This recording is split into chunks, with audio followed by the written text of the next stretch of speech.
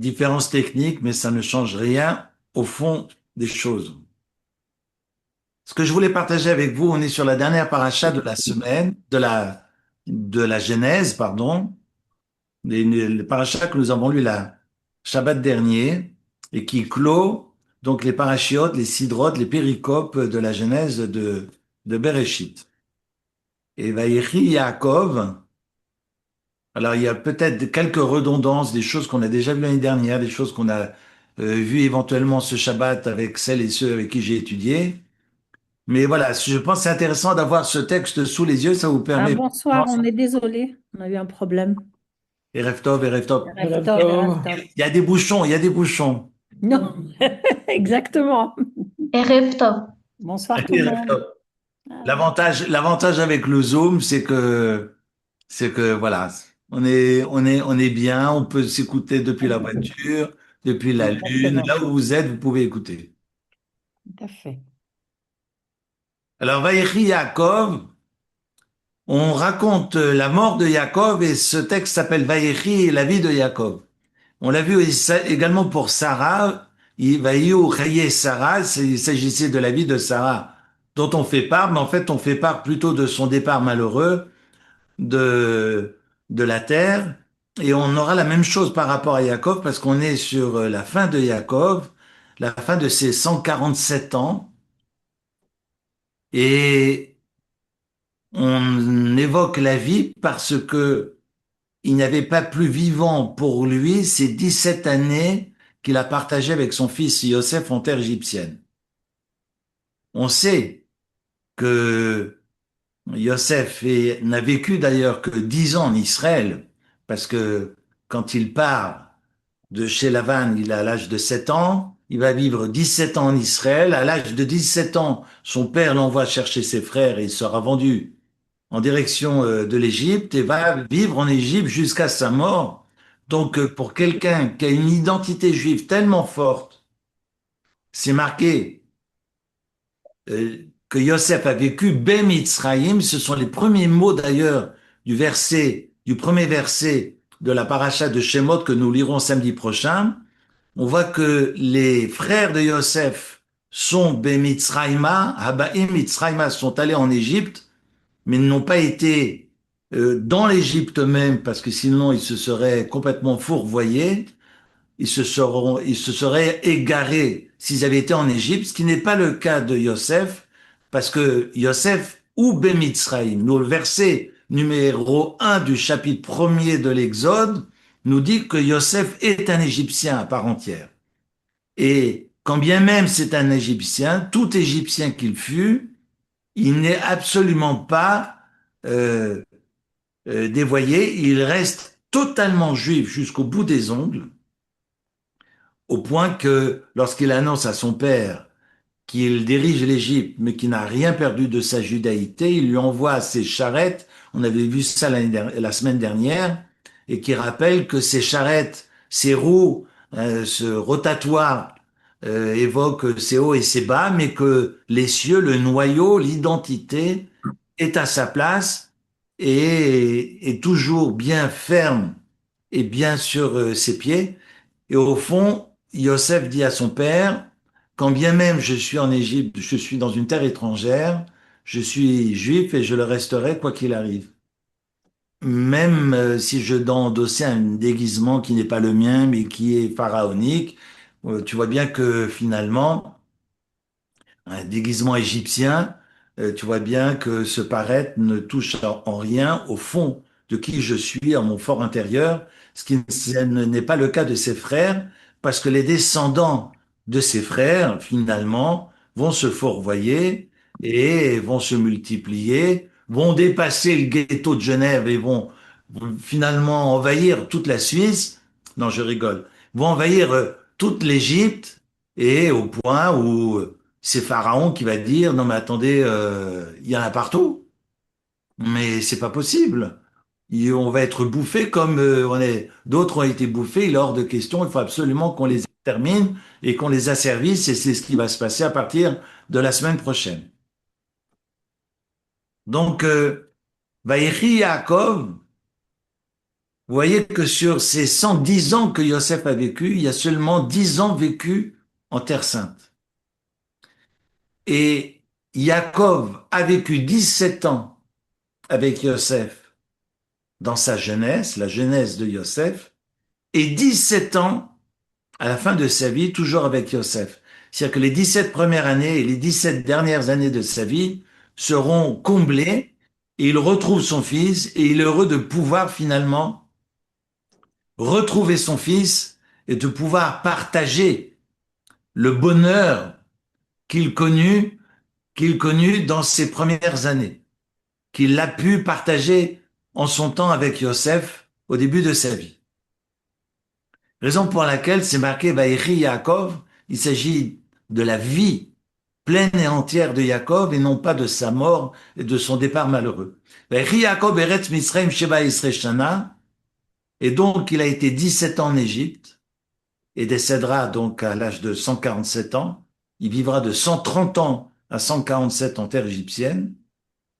Vaïhi Yemei Yaakov Shene Chayav Sheba Shanim Varbamim ou Meat Shana, et dans de ce premier verset, on nous rappelle que finalement, la vie de Yaakov fut réduite. J'ai dit fut réduite parce que son père a vécu 180 ans et lui a vécu 33 ans de moins pour des raisons diverses et variées. On pourra en parler éventuellement à la fin.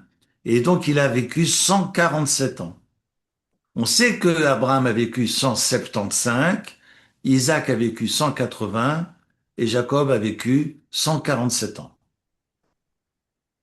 Je me suis arrêté sur le premier Ramban, pardon, Nachmanide de la paracha, qui m'a fait froid dans le dos.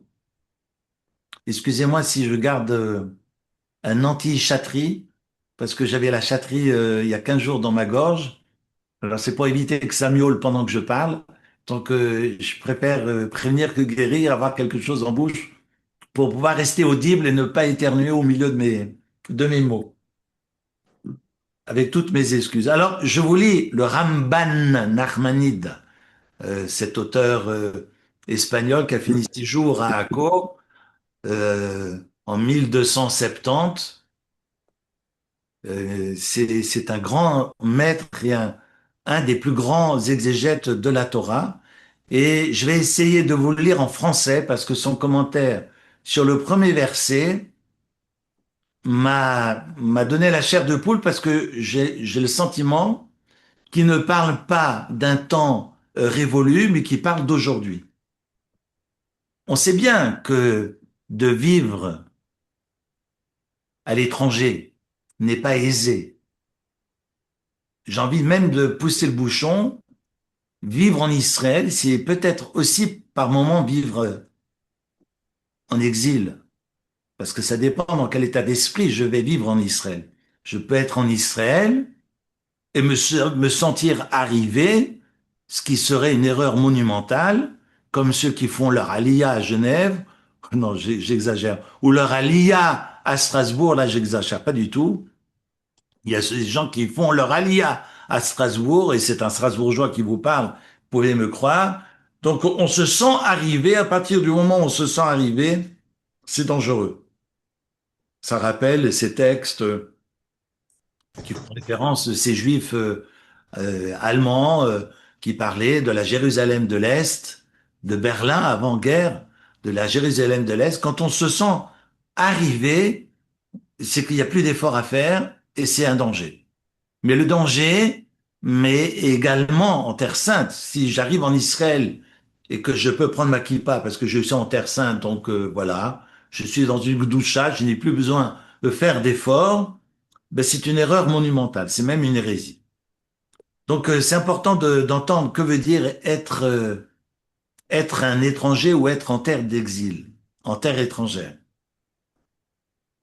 Et Yaakov a eu très peur, raison pour laquelle dans la paracha que nous avions lue la semaine dernière de Vaïgash, il envoie Yehuda à la rencontre de Yosef. Il va absolument que Yehuda et Yosef se retrouvent et puis se conjuguer ensemble, ce qui serait finalement eschatologique, parce que quand il envoie en terre de Goshen, Goshna et Mashiach ont la même valeur numérique. Et donc, il espère justement que Yehuda, qui représente allez, j'exagère un peu, je vais extrapoler, mais qui représente une verticalité dans son rapport à Dieu, et Yosef plutôt une horizontalité dans son rapport à Dieu, que les deux puissent finalement conjuguer ensemble pour pouvoir forcer la fin des temps et le salut d'Israël. Donc, de partir en terre étrangère n'est pas facile, et je veux partager avec vous le texte du Ramban. Kvar iskarti. J'ai déjà indiqué, je vais vous le traduire directement, que la descente de Jacob en terre d'Égypte annonce l'exil. Celui d'aujourd'hui, que nous endurons aujourd'hui, sous la domination du quatrième animal, de la quatrième bête. Alors, c'est quoi la quatrième bête? Alors, une petite référence dans le Ramban, il dit, allez voir dans Daniel. Alors, je suis allé voir dans Daniel, et je vais vous lire les prophéties de Daniel. Il fait évidemment référence à 4 animaux. Chaque animal représente un exil et on serait aujourd'hui dans le 4e exil. Je cite, « Je regarderai encore au cours de ma vision nocturne et voilà que j'aperçois une 4e bête formidable, terrifiante et extrêmement vigoureuse. Elle avait de puissantes dents de fer, elle dévorait et broyait. Ce qu'elle laissait, elle le foulait aux pieds. Elle différait de toutes les bêtes qui l'avaient précédée et était munie de 10 cornes. Je contemplais ces cornes et voilà qu'une autre corne encore, une petite monta parmi elles, et 3 des premières furent arrachées pour lui faire place. Cette corne avait des yeux pareils à des yeux d'homme et une bouche qui parlait avec arrogance. Évidemment, c'est une vision qui sera expliquée plus loin par Daniel, mais on est sur l'horreur finalement de cette bête immonde, et on a connu cette bête immonde, que ce soit à travers les croisades, que ce soit l'Inquisition, ou que ce soit l'Holocauste. Donc on est face à Édom, et c'est intéressant que on a Jacob qui a peur de sortir de ces 4 amotes finalement, de non pas sa tour d'ivoire, mais il a créé son château fort. Et de sortir de sa maison n'est pas facile. Et ses craintes sont justifiées. Et Nachmanide, pas Maïmonide, mais Nachmanide poursuit. Il s'agit évidemment de Rome la mécréante. En effet, et là il ne passe pas par 4 chemins, Mechirat Yosef Achiem, que finalement ce sont bien les fils de Jacob eux-mêmes qui ont provoqué leur exil par la vente de leur frère Yosef. Finalement, quant à Yaakov, lui, il est descendu à cause de la famine, en pensant qu'il allait être épargné évidemment par son fils Yosef, dans la maison qu'il aimait, qu'il chérissait, puisque on sait que Pharaon aimait Yosef et qu'il le prenait comme son fils adoptif. Et de plus, la famille de Yaakov comptait, c'est intéressant, comptait quitter l'Égypte lorsque la famine aurait cessé dans le pays de Canaan, comme l'ont indiqué d'ailleurs les frères, c'est marqué Lagour ba'aretz banu ken mira latzon asher lavdecha ki chaved arav ba'aretz Canaan lo al mevihine lo alou, et pourtant ils ne sont pas retournés, ils ne sont pas remontés en terre sainte. Au contraire, leur exil s'est prolongé et Yaakov est mort en Égypte et ses fils ont monté ses ossements en Canaan, accompagnés des anciens de la maison de Pharaon, etc., etc.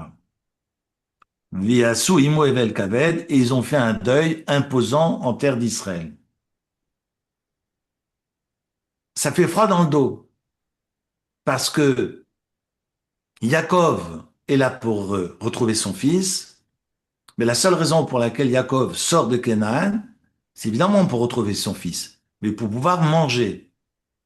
Il quitte la 2e année de la famine. Donc il quitte Israël pour être en terre d'Égypte pour maximum 5 années, parce qu'il y avait 7 ans de famine annoncée. Donc je suis avec mes enfants, 5 ans en terre égyptienne.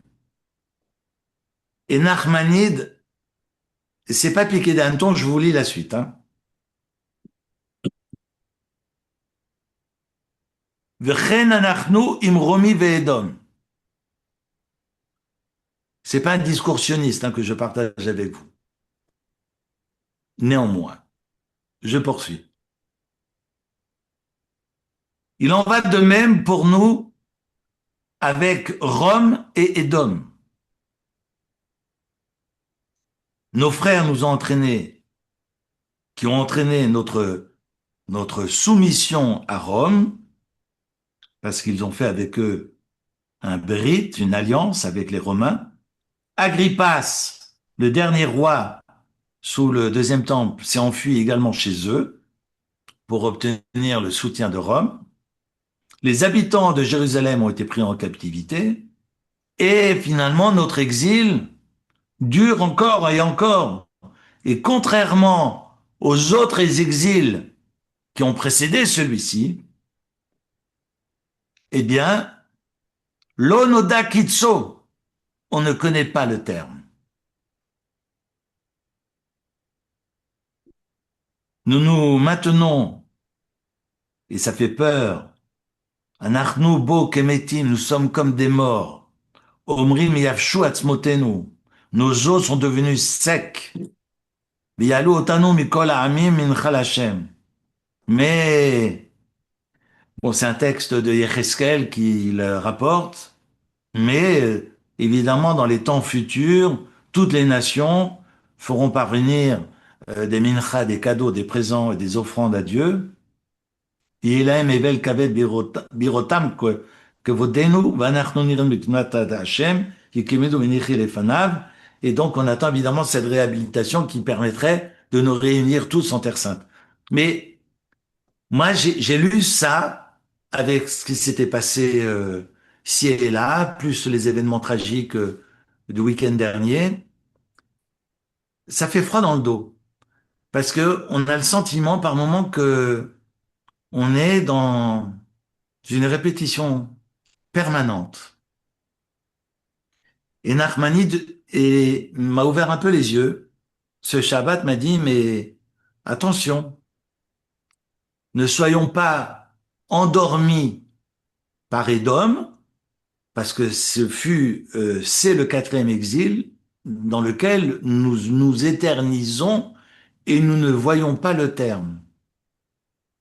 Raison pour laquelle on sait que dans le rêve de l'échelle de Jacob, il voit effectivement Babylone monter d'abord l'Égypte et redescendre, Babylone monter 70 ans et redescendre.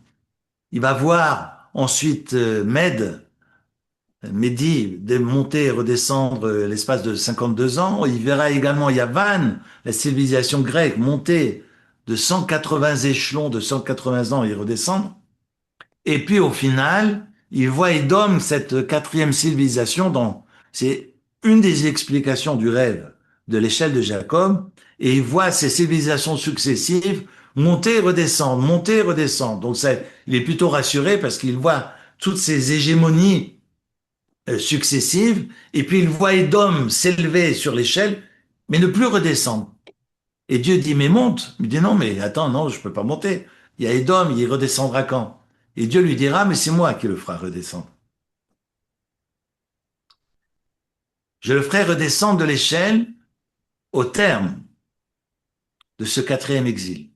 Et ce quatrième exil, parlons-en, finalement, ce sont les mots de Jacob qui veut révéler quand sera le terme, Bacharit Ayamim.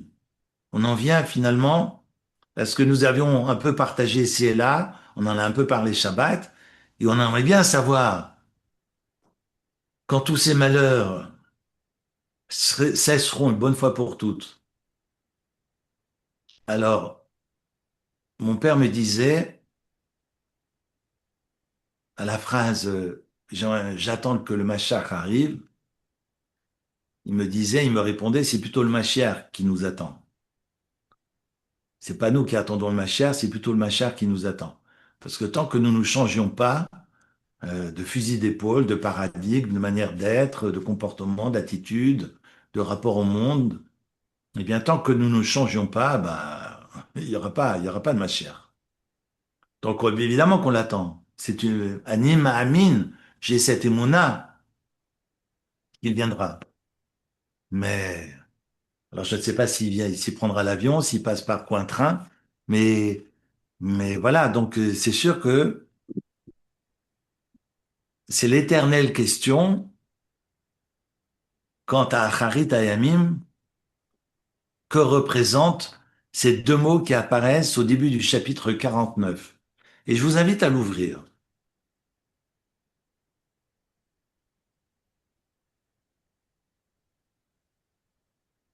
Chapitre 49,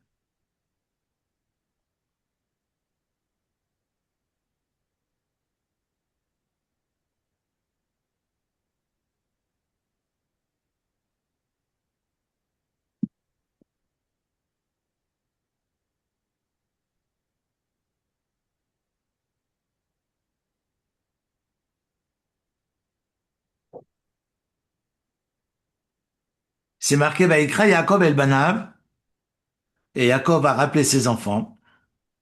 Vayomer, il leur dit, He asefu vagida lachem, rassemblez-vous, et je vous dirai, je vous raconterai, et asher yikra et trem bacharit ayamim, ce qui vous arrivera à la fin des jours. Phrase qui a fait couler beaucoup d'encre, on en a parlé ce samedi, ce Shabbat. Évidemment, on en rêve, on aimerait absolument savoir ce qu'il a voulu dévoiler. Et comme nous dit bien sûr Rashi, ce que rapportent tous les commentaires, c'est que Bilkesh les galotes et Aketz, Jacob a voulu dévoiler la fin de l'exil d'Israël, donc de tous les exils, de ce quatrième exil dans lequel nous pataugeons. Venistalka mimenu shrina, mais la présence divine s'est éloignée de lui, et puis, pouf, boum patatras, il a complètement zappé ce pourquoi il avait réuni les enfants. Et quand on lit les commentaires, on est bien embêté parce qu'on, si on pouvait avoir la date, si on savait que par exemple, que c'est le 6 janvier 2026, ça arrange nos bidons. On se dit, bon, les pays font ce qu'ils veulent de toute façon, on sera tous délivrés demain. Pourquoi demain? Même ce soir. Je suis un impatient, comme nous tous. Et donc le verset continue, et on est au verset 2, verset très intéressant. Hikavetsu veshim'u bene Yaakov el Israël avichem. Groupez-vous ensemble, faites un kibbutz. Vous savez ce qu'est ce kolkhoz, hein, ce kibbutz juif israélien. Mettez-vous ensemble, veshim'u, et écoutez bene Israël, fils de Jacob, bene Yaakov, pardon, fils de Jacob, et shim'u el Israël avichem, et écoutez Israël votre père. Il y a lieu d'abord d'écouter en tant que Jacob et d'écouter Jacob en tant que, non pas Jacob, mais en tant qu'Israël. Et quand on parle d'Israël, évidemment, c'est une projection. C'est pas seulement le Jacob et qui est le papa ici et maintenant, mais c'est également ce père qui est visionnaire et de quoi l'avenir, euh, que l'avenir nous réserve et, et augure. Et c'est ce que Jacob veut partager avec ses enfants. Et il va commencer différentes, j'allais dire, sentences, parce que c'est intéressant quand on est sur son lit de mort et qu'on a des choses à partager avec ses enfants, c'est pas pour s'attendre à un dialogue. Qu'est-ce que t'en penses si je dis que, par exemple, tu es comme un loup, fiston? Ah non, un loup, ça me plaît pas, papa. Je préfère être comparé à une panthère. Ah d'accord. Mais avec tout ce que ça symbolise, on a un père qui est à la fois prophétique et en même temps qui est dans les remontrances et qui pose les choses jusqu'au moment où il termine avec Benjamin, rend son dernier souffle et rejoint ses pères. D'ailleurs, chaque fois que c'est marqué rejoint ses pères, c'est la preuve, selon nos sages, d'accord, qu'il y a un paradis et que l'âme ne meurt jamais. Si un jour quelqu'un dans la rue vous demande, mais d'où on sait que l'âme ne meurt pas? Bon, d'abord, tous ceux qui font des expériences de mort imminente vous le diront. Mais si vous avez besoin de preuves dans la Torah de, de la vie éternelle de l'âme, eh ben, c'est chaque fois que c'est marqué, Vayasef el Amav, et il a rejoint ses pères. Il a rejoint ceux qui demeurent auprès du Très-Haut. Et on l'a à chaque fois pour les patriarches et tous les grands maîtres qui sont mentionnés dans la Torah. Donc ce sont les mots, selon nos sages, qui prouvent d'abord l'éternité de l'âme et puis du monde futur. Je reviens à mes moutons. Il donne évidemment ces sentences aux enfants, à tous ces enfants. J'ai promis ce Shabbat à certains d'entre vous que je vais faire quelques résumés de ce qu'il apporte aux enfants. Ce qui est très fort entre eux, et on sait bien que les pères, finalement, les maîtres parmi ces 12 tribus, les frères qui ont été les pères et qui resteront les responsables, les dirigeants de toutes ces tribus, ce sont, euh, ce sont Judas et Joseph. Et on sait qu'aujourd'hui, finalement, on est sous l'égide de Joseph, on parle de Machar ben Yosef, et que plus tard, à la fin des temps, au temps messianique, on sera sous l'égide de Machar ben David. Et on sait que le roi David est descendant de Judas. Donc on sait que Yehuda et Yosef se partagent la direction de l'histoire juive. Et pas Rouven. Mais finalement, quand bien même Yosef est aimé par son père, eh bien, Yaakov dira que celui qui dirigera le peuple juif sera Yehuda. Parce que pour Yehuda, il n'y a aucune jalousie de ses frères. Autant vis-à-vis de Yosef, avec tout ce qu'ils ont traversé, cette jalousie demeure, autant vis-à-vis de Yehuda, il n'y a aucune jalousie, et si c'est tout naturel qu'ils sont OK avec le fait que Yehuda devienne le père spirituel des nations et dirige le Ham Israël.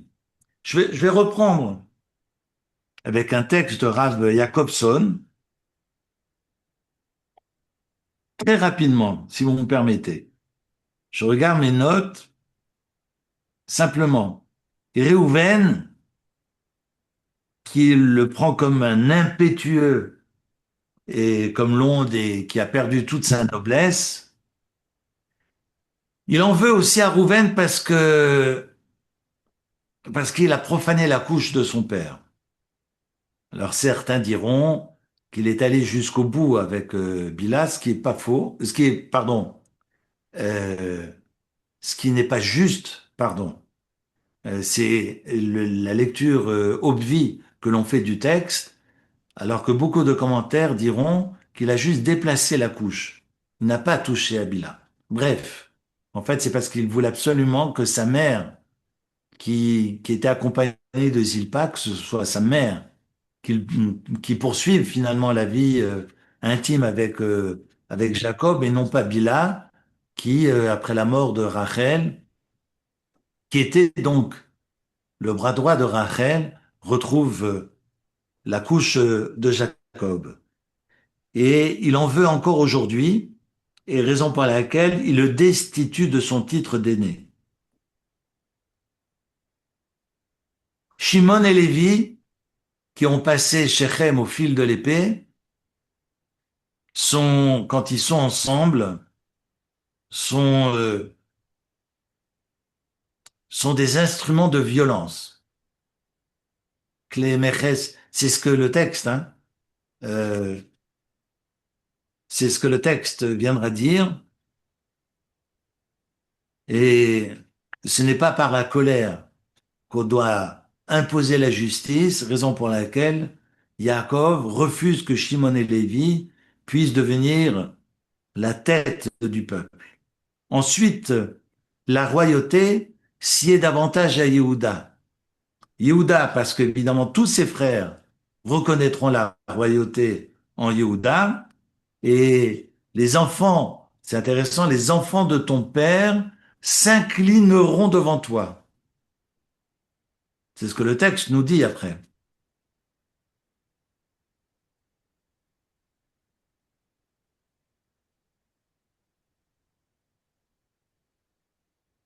Oui, je corrige. Shimon et Lévi, achim kle Hamas. Kle Hamas mechorotem. Des outils volés sont leurs armes, c'est la violence, ce sont les armes. Kle Hamas. J'ai fait un lapsus un instant. Et puis par rapport à Yehuda, c'est marqué que tous les enfants se prosterneront, tous les enfants. Gourar Yehuda miteref beni alita kara ravatz karyeh. Voilà, c'est le verset avant, le verset 8, où c'est marqué, Vishtachavu lecha bnei avicha, et tous les fils de ton père se prosterneront, s'inclineront devant toi. C'est très très fort comme passage. Et Abrabanel dira, les quatre raisons pour lesquelles Yehuda est maître d'Israël. La première, c'est qu'il n'y a aucune jalousie vis-à-vis de Yehuda. Et tout le monde reconnaît en Yehuda sa suprématie. La seconde raison, c'est que c'est sa force et sa persuasion et qu'il a cette capacité de pouvoir lutter pour Dieu. Troisième raison, il est comme un jeune lion et évidemment il peut mettre en pièces sa proie, mais en tous les cas ses instruments, ses outils ne sont pas des instruments de violence, contrairement à Shimon et Lévi. Et ensuite, quatrième et dernière raison, c'est que il y a en Yehuda des qualités d'énergie, de grande bravoure, de survivance. C'est comme quand c'est marqué, c'est le repos du lion ou du léopard qui oserait le réveiller. En fait, Yaakov prononce des mots qui sont très très forts. J'aime beaucoup d'ailleurs aussi les derniers mots de sa bénédiction. Je vous invite juste à lire cette phrase que j'adore, qui est ce verset 12. Ses yeux seront rouges à cause du vin, ou le ven shinaim et chalav, et ses dents seront blanches à cause du lait.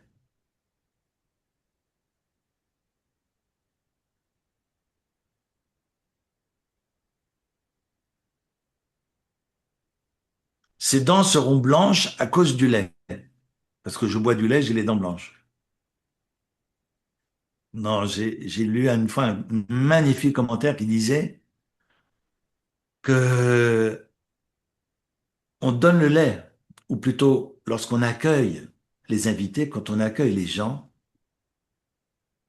eh bien, dans l'accueil, on sourit. Et dans ce sourire-là, qui est le propre de l'accueil, on montre ses dents. On montre la blancheur des dents. Et c'est le propre de l'accueil. C'est très très fort que Yehuda est capable d'embrasser les foules et être non pas ce prosélyte, mais dans cette capacité d'accueillir, ce qui n'est pas le cas des autres, et est capable et est en mesure finalement d'être dans la blancheur, comme le lait, dans la blancheur des dents, autrement dit de sourire à celles et ceux qui y arrivent pour les accueillir. Je trouve la symbolique magnifique. Je poursuis. Zebouloun est un marchand. Il offre évidemment des ports à ses bateaux, à ses vaisseaux. Ça fait de lui un marchand. Et donc, si on est un commerçant, on peut pas être un roi, on peut pas être un monarque, on peut pas être assis sur un trône et être en vadrouille en permanence. Il y a un roi d'ailleurs, l'Avdil.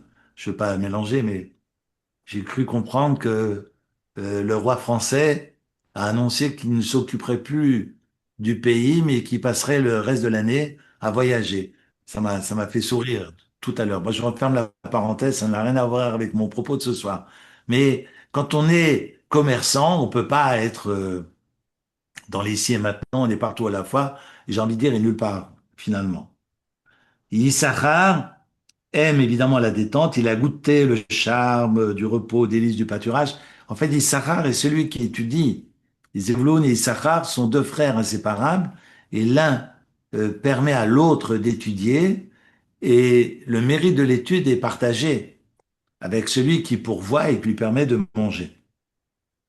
La tribu d'Issachar donc versait un impôt supplémentaire dans les caisses du roi pour ne pas participer à la guerre et de pouvoir continuer à étudier.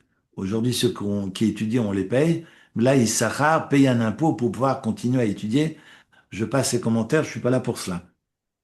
Ce soir, on ne fait pas de politique. Je continue. Yaakov parle de Dan comme un arbitre. Il sera un serpent sur les chemins.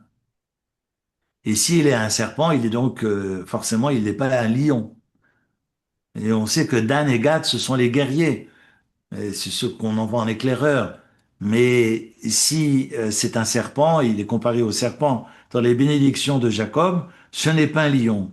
Et Gad, sa faiblesse, finalement, l'élimine du rôle de conquérant, car ils vont évidemment devoir combattre, et ce sont les premiers qu'on envoie au charbon, et ce sont d'ailleurs les premiers qui vont disparaître de la circulation. C'est-à-dire que quand les Assyriens vont arriver en moins 730, toutes les tribus qui seront en Transjordanie, c'est Gad, Rouven et la moitié de la tribu de Ménaché, disparaîtront. Ce seront les premiers qui disparaîtront.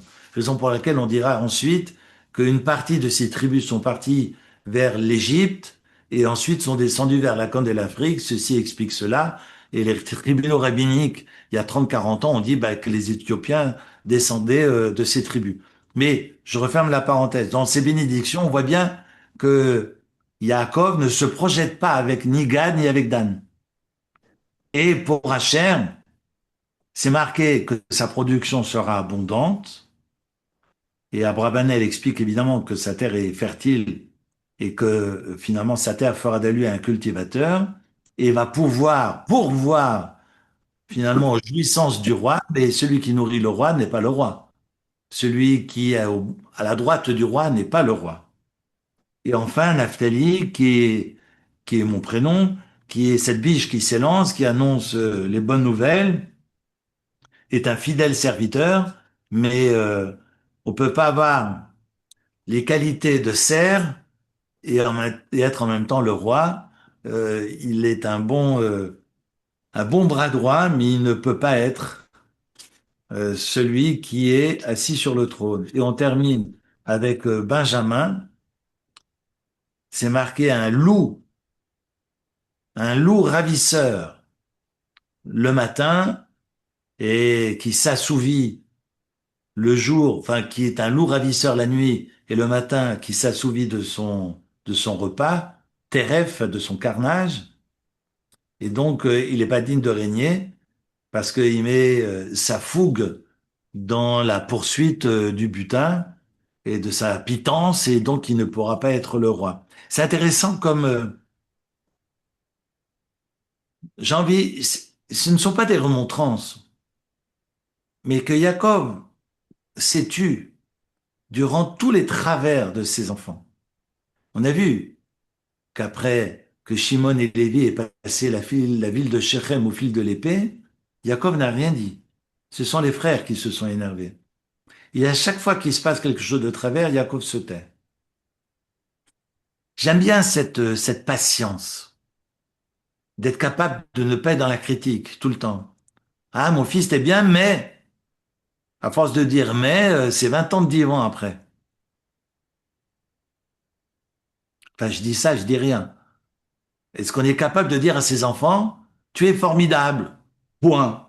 Sans dire, tu es formidable, mais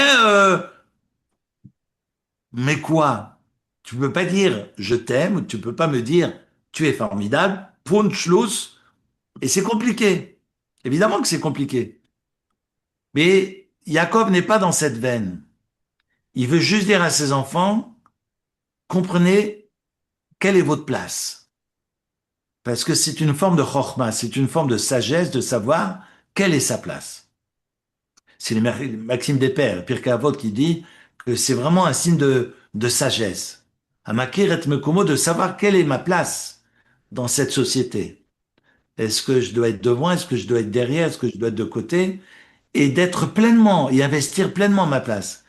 Parce qu'à la fin des temps, après 120 ans, quand je serai là-haut, on me demandera pas est-ce que tu as été Moïse? On me demandera est-ce que tu as été Éric? Je t'ai donné des dons, je t'ai donné des potentiels, je t'ai donné des compréhensions des choses. Mais t'en as fait quoi?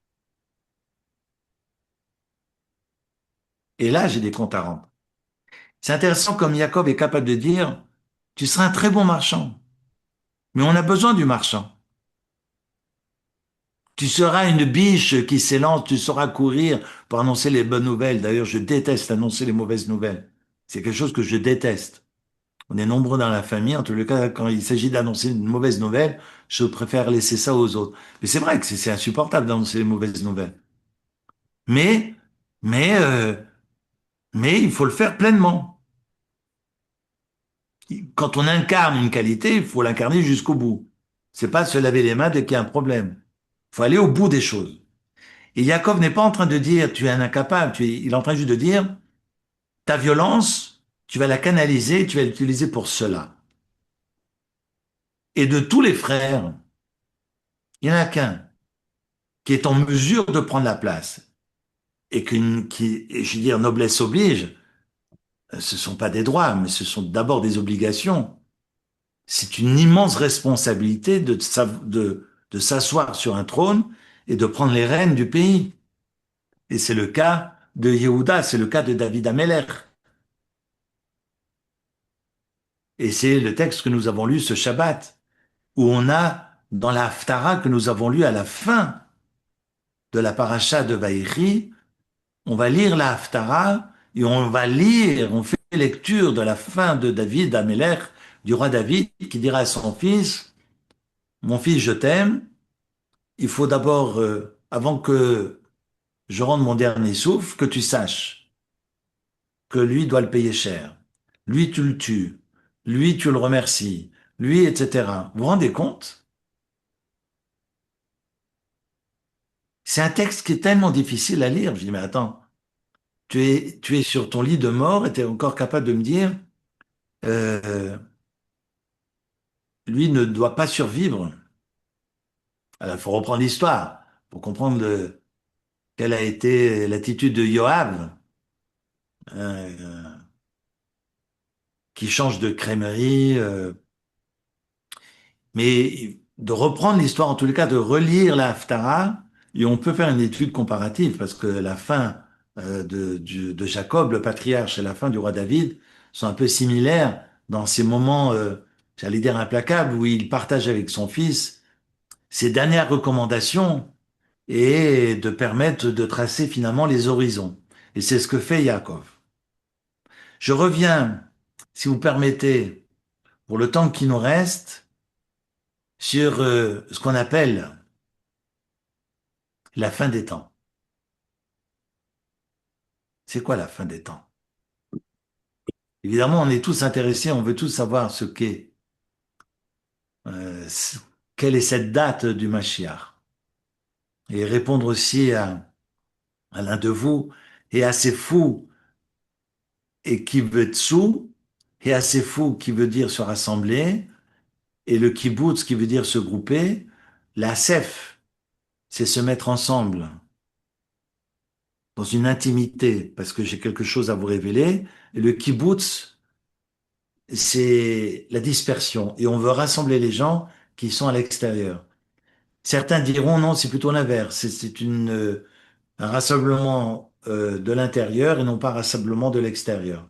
C'est en tous les cas le débat que je vois dans les traductions entre le mot fou qui veut dire également se rassembler, et le kibbutz, qui est le rassemblement que l'on connaît, à l'instar des kolkhozes.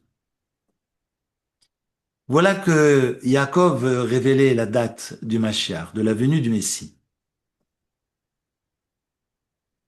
Et il oublie. Il oublie parce que nos sages, et à travers le Talmud, diront, et on est à la page 98 du traité talmudique de Sanhédrin, on va reprendre un verset d'ailleurs d'Isaïe, et je vais vous lire le verset, parce que quand on lit la traduction, on est à côté de la plaque. Mais bon, je vous lis quand même la traduction. chapitre 60, verset 22 d'Isaïe, le plus petit deviendra une tribu et le plus chétif deviendra une nation puissante. Moi, l'Éternel, l'heure venue, j'aurai vite accompli ses promesses. Be'ita achishena, ce sont les deux mots du verset. Be'ita, l'heure venue, en son temps, achishena, je m'empresserai d'accomplir mes promesses. Et le Talmud nous dit, mais c'est contradictoire. Soit c'est Beïta, soit c'est Achishena. Soit le Messie vient en son temps, à l'heure décidée préalablement, soit il vient avant le terme. Donc on a deux mots qui paraissent contradictoires pour les sages du Talmud. Soit c'est Beïta, soit c'est Achishena. Soit il vient en son temps, soit il vient avant son temps. Alors, ces mots signifient quoi? Et le Talmud répond, Beïta, s'il ne le mérite pas, Achishena, s'il le mérite. Je traduis, le Messie viendra au terme des 5 millénaires, au terme décidé préalablement, même si l'humanité ne le mérite pas. En revanche, si l'humanité se reprend et mérite finalement la venue du Messie, Achishena, je m'empresserai pour réaliser ma promesse et il viendra avant le terme. Et à la lecture de cette explication du Talmud, on comprend ce qui s'est passé. Parce que Rachid nous dit, un ange est passé, il a voulu donner la date, mais il a complètement zappé. On parle de Jacob, on parle pas du voisin palier, on parle de Jacob Avinu. Il a voulu révéler quand serait Acharit Ayamim, et il va oublier. C'est marqué, Nistalka mimenu shrina. La présence divine s'est écartée de lui. Il a complètement omis. Il n'a pas pu leur révéler finalement la date. Et nos commentaires finalement d'expliquer que Dieu se fâche contre Jacob. Parce que Jacob dit, Agida lachem, regardez le verset 1 du chapitre 49, Agida lachem et asher yikra etrem bacharit ayamim. Je vais vous dire ce qui vous arrivera à la fin. Autrement dit, quel est le terme? Je vais vous le dire quand sera le terme. Mais si c'est le terme, ça veut dire que l'humanité ne mérite pas qu'advienne finalement le Mashiach plus tôt que prévu. Que puisse le Mashiach venir avant le terme. Il n'y a que le terme en l'esprit de Jacob. C'est pas possible. Et le bon Dieu préfère qu'il ne dise rien. Je préfère, peut-être que si il avait dit Beïta, autrement dit, il y a un terme, ok, mais mes enfants, si vous êtes tous là autour de moi, et ce moment de doute, d'ailleurs, fera dire au Midrash, je trouve ce passage extraordinaire, parce qu'il oublie, il se dit, mais c'est pas possible, je voulais vous le dire, non pas qu'il a atteint l'Alzheimer, Chesvé Shalom, d'oser émettre une telle idée pour Yaakov Avinu. Yaakov Avinu est dans toute sa conscience, a envie de leur dire, et il sent quelque chose qui ne joue pas. Et il dira à ses enfants, mais il y a un problème là. Je comprends pour Abraham, parce que parmi ses fils, il y a quelque chose qui n'allait pas. Chez Yitzhak, parmi ses fils, il y a quelque chose qui n'allait pas. Mais est-ce que parmi vous, il y aurait quelque chose qui ne joue pas? Parmi ces 12 enfants que j'ai devant moi, est-ce que l'un de vous n'est pas Merouba, n'est pas dans ses godasses, n'est pas droit, Yachar, dans les clous, finalement, des exigences divines? Et on sait outre la vente de Joseph, les frères de Joseph n'ont absolument rien transgressé. Tzadikim Gumurim, nous dit le Midrash. Ils sont justes et parfaits, tous. On n'imagine pas qu'on représente finalement ces pères de tribus. Faut le lire le Midrash, c'est extraordinaire. Judas pouvait, même Shimon et Lévi, ensemble, ils pouvaient détruire toute l'Égypte. Et même Judas, quand il s'approche de Joseph, il sait pas que c'est Joseph. Et il dit, toi et ton patron, toi, c'est-à-dire toi, Joseph, et ton patron Pharaon, euh, j'ai pas besoin de faire du MMA, mais je vous mets dans ma poche, quoi. Mais pour qui tu te prends? Vous arrêtez maintenant de nous casser les pieds? Mais Judas est capable de prendre tout le palais et le mettre par terre. On sait pas qui sont ces, et à tel point que lorsque Joseph demande à Ménaché, son fils, de prendre Shimon, Shimon est étonné, il dit, tiens, ça doit être quelqu'un de la famille parce qu'il a une force dans son... Alors que le gamin, il a à peine 9 ans. Il a une force dans sa poigne, enfin, il a une force dans sa main que on ne connaît que dans la famille de Jacob. C'est pas possible autrement. Mais Yosef, tout Yosef qu'il fut, quand il était dans le puits, il pouvait très bien remonter. C'est marqué, il y a des serpents, il y a des scorpions. Il n'avait pas peur des scorpions et des serpents. Il leur marchait dessus, il les a pas touchés. Et puis finalement, les scorpions et les serpents ne l'ont pas touché non plus en retour. Mais il pouvait remonter ce bord, ce trou, cette fosse et mettre tout le monde en pièces. Mais il ne l'a pas fait parce qu'il sentait que ça répondait à un plan qui le dépassait. Je sais pas si vous comprenez de quoi on parle. Enfin, je veux dire, si vous saisissez qui sont ces pères de tribus. Et lorsque Jacob oublie finalement la date, il lui dit, mais il y a quelque chose qui joue pas là. Mes enfants, il y a l'un de vous qui n'est pas dans les clous. Ils vont tous répondre, et c'est le Midrash qui raconte, Shema Israël Hashem Elokeinu Hashem Echad, qui est notre profession de foi, qui est une expression que je ne supporte pas, mais ils vont réciter finalement le Shema Israël, tous ensemble.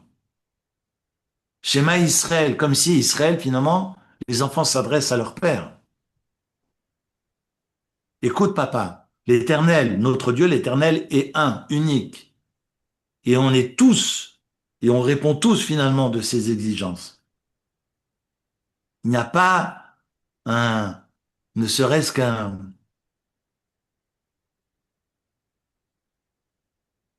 un doute quelconque par rapport à nos attitudes et à notre intégrité. Et ce à quoi Jacob va répondre, Baruch Shem Kevod Machuto Lalambe, béni soit le nom honorifique, à tout jamais, ce que nous récitons, évidemment, que nous récitons quotidiennement, matin et soir, le schéma Israël. Et Jacob dit, OK. Donc le problème, il n'est pas là, il me dépasse, c'est le ciel qui ne veut pas que je révèle finalement cette date ultime. Et voilà que Yaakov, quelque part, est rappelé à l'ordre parce que le bon Dieu ne veut pas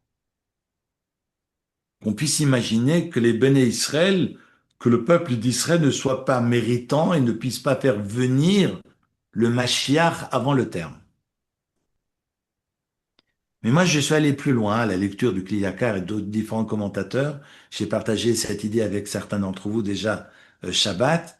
Mais il y a peut-être, dans le verset suivant, le verset bête, et on va s'arrêter là, et je vous laisserai évidemment avec cette idée, dans les deux premiers mots du verset bête, la date du Mashiach. Parce que tout le monde, évidemment, va absolument connaître quelle est la date de la venue du Messie. Mais si on n'a pas la date, on a en tous les cas les ingrédients, la recette, pour que le Mashiach puisse venir. Ce sont les deux premiers mots du verset bête. Du verset 2 du chapitre 49. Je reprends. Verset 1. Jacob appela ses fils et leur dit, rassemblez-vous et je vous raconterai ce qui arrivera à la fin des jours. Verset 2. Groupez-vous et écoutez. Et il a répondu.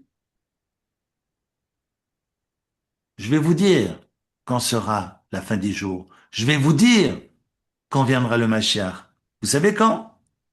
Ikavetsu Veshimu. quand vous serez capable de vous mettre ensemble et de vous écouter les uns les autres.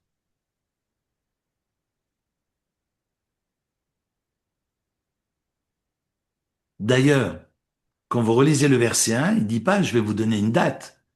Il dit très clairement, Agida lachem, je vous raconte et asher yikra, ce qui arrivera à la fin des jours. Si vous voulez connaître la fin des jours, si vous voulez connaître le terme finalement de toutes ces souffrances,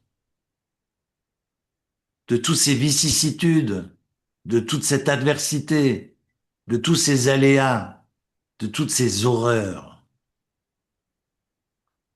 ben, j'ai une solution pour vous. C'est deux choses. Le kibbutz, capacité de se mettre ensemble. On n'est pas d'accord, on s'en fout, mais on est solidaires les uns les autres. On s'en fout, on est solidaires les uns les autres. Veshim'u, Shema Israël, l'écoute, qui est le substrat du peuple juif. Parce qu'on n'est pas juif, parce qu'on a vu, on est juif, parce qu'on a entendu. J'ai entendu de mon père, j'ai entendu de mon maître, j'ai entendu des rabbins, j'ai entendu des sages. Et je suis dans cette croyance, dans ce rapport à Dieu, parce qu'il y a cet entendement, pas parce qu'il y a du visuel, pas parce qu'il y a du palpable. Ah, mais je vois rien. On s'en fout. Ce qui compte, c'est la transmission de ça. Pas parce qu'il y a des statues, pas parce que je vois une croix, ou bien parce que je vois un Magen David, ou bien parce que je... Non, je suis dans cette... j'adhère à cette évidence, parce que j'aime pas le terme de croyance, et j'aime pas le terme de foi, je déteste le terme de foi, je suis dans cette émouna, c'est-à-dire je travaille, j'adhère à cette évidence parce que je comprends des choses, naase vinishma,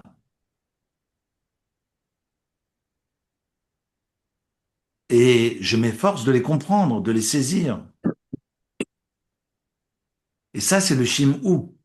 Mais je ne peux pas être dans cette écoute si je suis plein à ras-bord. Il faut que j'apprenne à lâcher prise, faire de la place en moi. Faire de la place en moi, ça veut dire qu'il faut être capable de recevoir. Et quand quelqu'un a quelque chose à me dire, je suis capable de dire oui, mais non. C'est le problème d'aujourd'hui. Ce n'est pas le dialogue aujourd'hui et chacun affirme ce qu'il a à dire. C'est un peu le problème des réseaux sociaux. Chacun apporte voilà sa pancarte, comme dans les manifestations. J'ai toujours aimé Dubou avec et Sampé, vent appartement, au milieu de la manifestation et des gens qui râlent avec des drapeaux communistes, et puis Sampé qui mettait un petit bonhomme, vent appartement vu sur... Mais on a chacun sa pancarte parce qu'on a des choses à dire et à affirmer. Mais c'est pas ça, être dans l'écoute. Être dans l'écoute, c'est sans pancarte. J'ai des choses évidemment à affirmer, mais je suis capable d'entendre qu'on ne peut ne pas être d'accord avec moi. C'est ça l'unité. Et si on arrive à cela, alors on peut voir le Mashiach venir. Sur ce, je vous souhaite une excellente soirée et on se retrouve la semaine prochaine